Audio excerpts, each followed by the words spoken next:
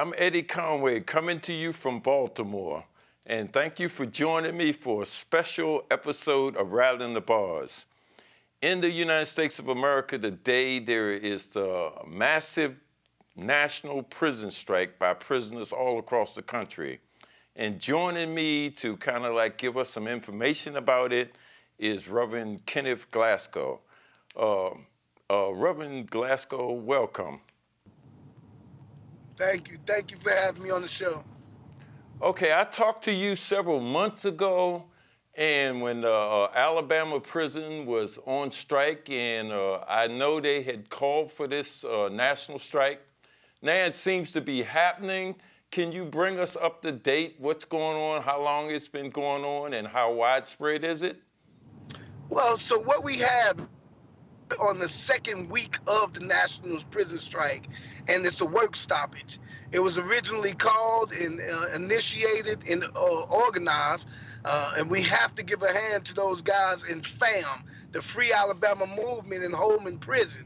That's Robert Earl Council, Melvin Ray, and James Pleasant, who are the three guys that originated Free Alabama Movement, who initiated, called for the strike, and organized the strike. We have to give them a hand because they have went beyond religious barriers, beyond racial barriers, beyond geographical barriers, and definitely beyond incarcerated barriers, and had got up to 24 states to agree to be involved and engage and participate in the prison strike, and 40 to 50 different prisons.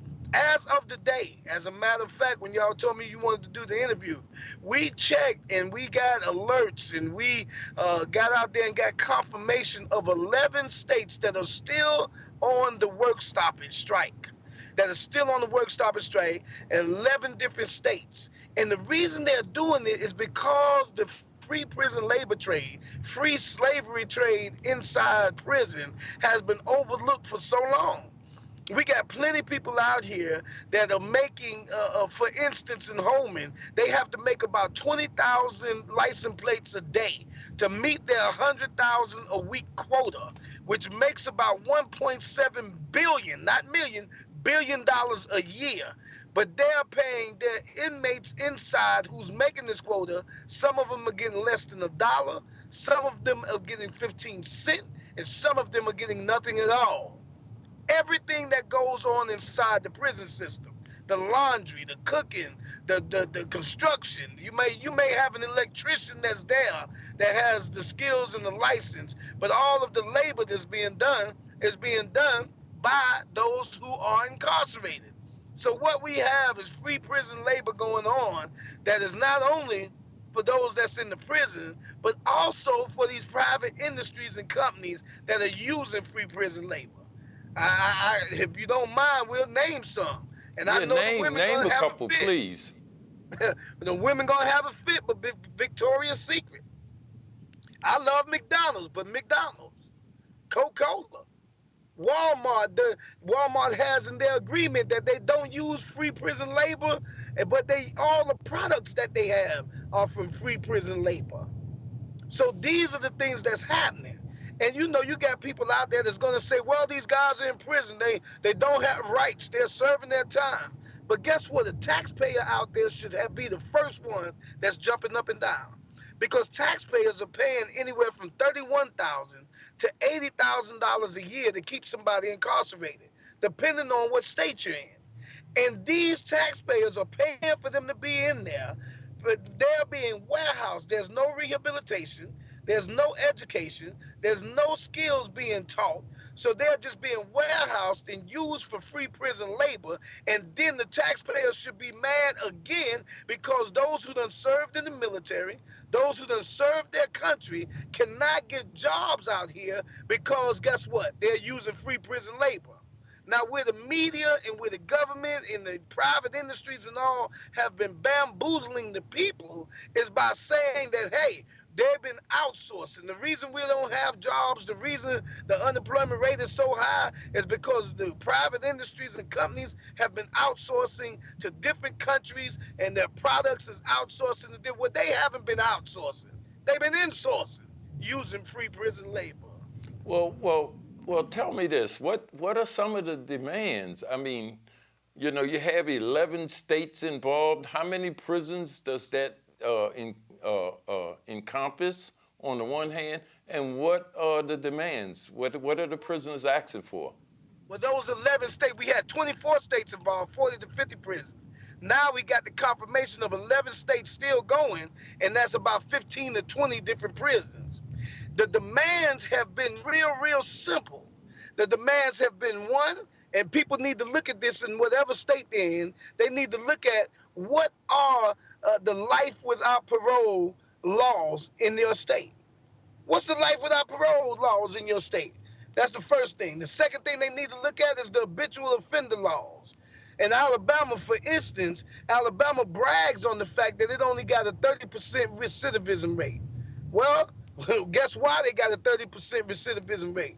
They got longer sentences than any other state. So they're not letting people out. But they're 200% over capacity. But what's the biggest contributing factor to that? 30% of those incarcerated is from the Habitual Offender Act. That's why they're 200% over capacity.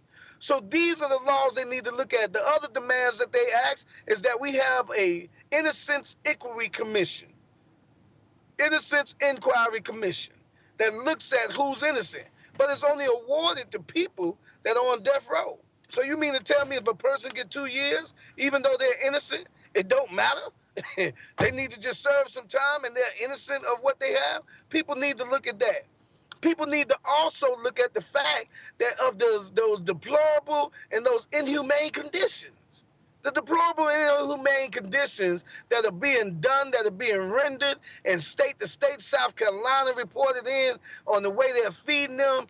We got videos of maggots being in their food. Most of the food that you have, even on the box, it says not fit for human consumption. But this is what they're feeding people that's in prison. Me and you know stuff like that. They've been there and done that. But a lot of people don't know that. So the public should be having a fit, because 98% of the people incarcerated are going to get out. 98%. And there's no rehabilitation, no education, no trade training or anything like that. So you're warehousing people, using them as slaves, free prison slavery, and then letting them out and expect them to do better. In fact, isn't that one of the demands? I think I saw that somewhere where the 13th Amendment authorized the governments to use prisoners in slavery and indentured servitude. Is that one of the demands? Exactly. Trying to have addressed? Yeah, exactly. And that's what we're leading up to. What we're leading up to is addressing the government in the Constitution about the 13th Amendment. That exception clause in there, it says no man can be held under involuntary servitude or in slavery except or by for felony conviction. So those are the things that we all have to address. And this is the reason for the National Day of Solidarity that just occurred September 9th. This is the reason for us having all of this national prison strike. And this is the reason they having hunger strikes and all and continuing to this day. Because these things need to be addressed. People need to realize that they are using your sons, your daughters, your nieces, your nephews, your mothers, your fathers inside the prison system. They're using them for free prison labor. Some of the most profound companies and industries that we are sitting up there patronizing, that we're sitting up there supporting, spending our dollars with, are using our people for slavery. Well, let me ask you this, because I mean, this has been going on for 2 weeks, and I haven't seen anything in the mainstream media at all about it. Why is that? And how much outside support or outside activities is occurring around this? Wow. Let me tell you this. You have over 3,000 different organizations right now that's supporting this. Over 3,000. And one of the things I will include right now is that we don't want any organization, any other people, anybody to take credit for what these guys have done inside the prison. It's been totally led, organized, and initiated by them. But to answer your question about the mainstream media, all of us know why. The mainstream media is supported by those industries and those private companies that are using free prison labor.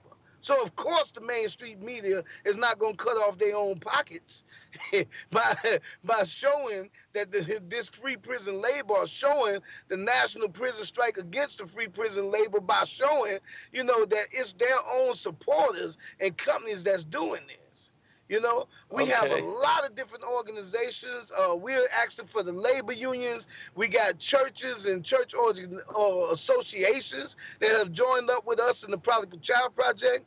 We got open philanthropy foundations, a whole bunch of different folks that have come in and say, hey, we're supporting this here and we're going to help. But of course, the media is not going to do it because it's mainly their supporters that's using this free prison labor. Well, let me ask you, what is it that the public can do? I hear you say you don't want them to claim credit, but is there some kind of way they can give support, get involved, get engaged? Most definitely. They could go on our website, theordinarypeoplesociety.org, and they could keep up with what's going on in events and everything that's happening right there by them. They could continue to do rallies, continue to do meetings and gatherings, continue to do all kind of demonstrations and actions and activities. They could send any kind of support or revenue they want, or donations to the freealabamamovement.com, wordpress.com, or to our organization and earmark it, prison strike fund. Or either they could do something even more drastic. They could go to their local jail, city jail, where they got misdemeanors, or their county jail where they got people who haven't went to court yet, and say, hey, we want to register those people to vote because they still have their right to vote. They haven't lost their voting rights yet. And if they have any trouble, or any jail out there says no and don't give them inside access to the ballot, please call me at 334-791-2433. That's 334-791-2433. And the other things that they could do is what I said earlier. Follow the demands that Free Alabama Movement put out there. Look at what's going on in your state with the life without parole laws. Look at what's going on in your state with the Habitual Offender Act laws. Look at what's going on in your state with the juvenile laws and laws that pertain to juveniles being adjudicated as adults. And look in your state and see if you have an Innocence Inquiry Commission that's looking at people that are incarcerated or people that have been charged. Are they innocent or not? This is what people could do. Go on our website and join the membership, join up, and stand with those that are inside. The only way that we can make a change is for people to come together as one. Those are your brothers. Those are not convicts. Stop calling them convicts, ex-offenders, and ex-felons. Those are people who have made mistakes. Let me just go back, because one of the things that I overlooked and I think should be pointed out. I understand some of the prisons that are not on strike have locked the prisons down to avoid having a strike. And I also understand that there's, especially in Alabama, a place where some people have been put on solitary confinement to the leaders and the organizers to help break the strike. Is that true? That is definitely true. They have not only put him in solitary confinement, one of the leaders, Robert Earl Council, Kinetic Justice, has been in solitary confinement for 33 months. That is highly unconstitutional to have somebody locked up in solitary confinement that long. Another thing that has happened is that they attribute different things to the strike. The strike has been totally peaceful. The inmates inside have kept it totally peaceful. The inmates inside has kept the officers as well as the inmates covered with no violence at all. An officer just died down here in Alabama. They're trying to attribute it to the prison strike. It has nothing to do with the prison strike. As a matter of fact, the inmates in Holman had a peaceful, they woke up 6 o'clock yesterday morning, the day before, when they found out the officer died, and had a peaceful vigil for the officer, stating that the officer should never die, trying to protect other officers, but they making sure that it is done peaceful. So people, please don't believe the hype, because the Department of Corrections down here in Alabama and the Department of Corrections everywhere else is going to try to make it look like a volatile gathering or something like that in order to produce them getting more money so they could build more prisons and add more beds because they are overcrowded. Okay, well, I want to keep up with this, and hopefully we can talk about this a little more next week. Definitely. I hope so. I'm really glad, and I thank Real News for putting out the true story and the real story. There's a lot of people jumping out there. The reason I said that earlier about people taking credit, because there's a lot of people jumping on board that's benefiting and capitalizing off work that's rendered by people that's actually inside. Those inmates are the one that did this, and they should be getting their own credit for it. But even more so than that, those of us on the outside should be standing in support of them. Thank you so much. All right, thanks for joining me. God bless. And thank you for joining this episode of Rattling the Bars.